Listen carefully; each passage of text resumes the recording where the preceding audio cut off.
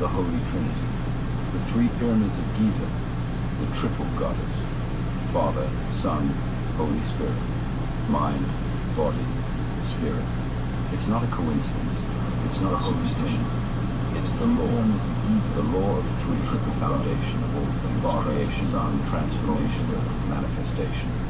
And when the ancients spoke of this Trinity, they weren't just talking in metaphor. They were pointing to something very real, very practical, and very powerful. Alignment. Hermes Trismegistus, thrice great Hermes, was revered as the master of the three planes of existence: mental, physical, and spiritual. Not separately, but together, in union. Because power isn't just in thought, it's in the resonance created when thought forms.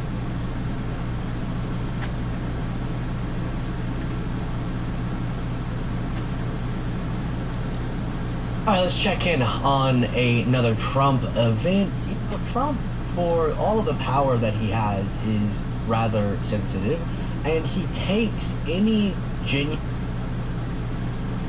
You're not telling the truth. You did say that you are confident these deals will be done, but you also said that you're in no rush. Americans are seeing prices rise. They're seeing it on their bills. How long can they expect that pain to last? So they've already seen it get much better, because if you were truthful, which you're not, I know you very well. What a weird mobster thing to say. You're not truthful. I know you very well. How's your mother? Is she alright? Is she in good health? They've already seen it get much better, because if you were truthful, which you're not, I know you very well. You have gasoline that hit $1.98 yesterday in a couple of states. You have gasolines way down. The price of oil has dropped substantially. All right, so let's address that. Newsweek reports no, gas prices are not falling under Donald Trump. They are actually rising. The White House has celebrated the recent sharp drop in gas prices across the country as a victory for the Trump administration, but American drivers are actually facing much higher prices at the pump now than they were a month or 3 months ago, even with recent declines. It gives the specific there, but one notable... Dave, you first here, because a few hours ago, the White House put out a tweet saying, in essence, Garcia's never coming back. What can you tell us? Yeah, that's right, Alex. And just a few moments ago, President Trump in the Oval Office was blasting Senator Chris Van Hollen for going down to El Salvador. And this is a fight that the White House wants to have. They, again, on social media and several interviews over the last several days, have been really painting this narrative that it is Democrats that are focusing on this alleged gang member. And even just now in the Oval Office, President Trump reading from a list of accusations against Abrego Garcia. And once again, you see right there a post just a short time ago from the official White House account on X saying that Abrego Garcia is not coming back, even though the Supreme Court ruled that the administration should facilitate his return to the U.S. Now, Alex, just a short time ago, we also heard from the president, and he was asked about this report that several migrants in Texas, at an ICE facility in Texas, have been told that they could soon be deported under the Alien Enemies Act. The ACLU found paperwork overnight trying to stop that. The president was asked about that specific report and whether they would be deported. President Trump said he didn't know specifically about that case, but he said if they're bad people, I would certainly authorize it. Or people voted for me to get them out. The judge wasn't elected to do that. I was elected to do that. And we have just been told that we have some of what the president said about Senator Chris Van Hollen, again, just minutes ago. Take a listen. He's a fake. I know him. I know them all. They're all fake. And they have no interest in that prisoner. That prisoner's record is unbelievably bad. They talk about how evil I am, that this man would be thrown out of our country. This man is according to certified statements that we get, is a very violent person. And they want this man to be brought back into our country where he can be free and to stay as a happily They call him the Maryland man. He's a Maryland father. No, he's a violent person.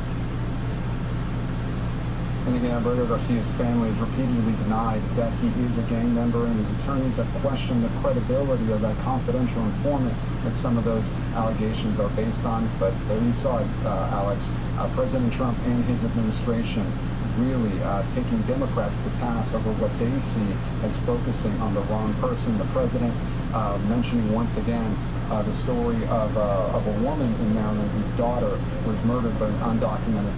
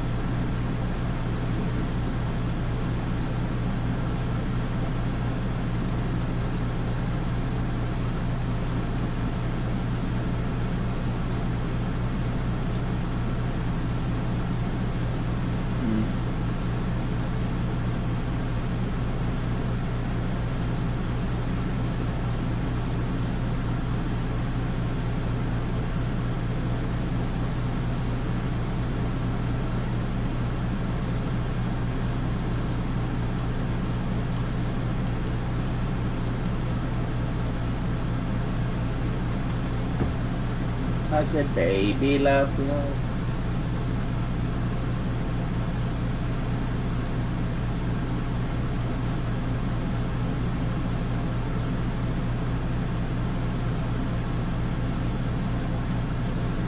I said, baby, love, love, oh, baby.